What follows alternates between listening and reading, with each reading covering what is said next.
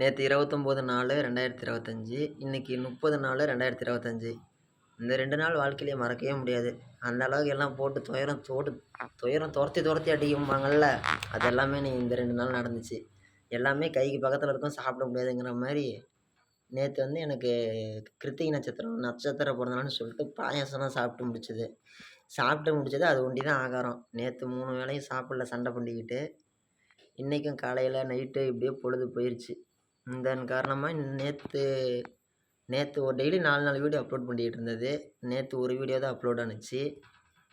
இன்னைக்கு காலையிலேருந்து வீடியோவே போடல. மணி இப்போ 11:40 ஆகுது. எங்க ராசி பலன் சொல்கிறவங்களாம் எடுத்துக்கிட்டா ரிஷபராசிக்கு ஓகோன்னு இருக்குது, ஆஹான்னு இருக்குது அப்படிங்கிறாங்க. எங்கே ஓகோன்னு இருக்குது, நம்மளுக்கு கோவம் தான் வருது கேட்டால். அந்த அளவுக்கு ரொம்ப ஒரு பிரமாதமாக இருக்குதுன்றாங்க. அது பிரமாதமாகவும் இல்லை, அது இல்லாமலும் இல்லை. அது போக்கில் போகுது. எல்லாம் ஒரு மாற்றம் வேணும்.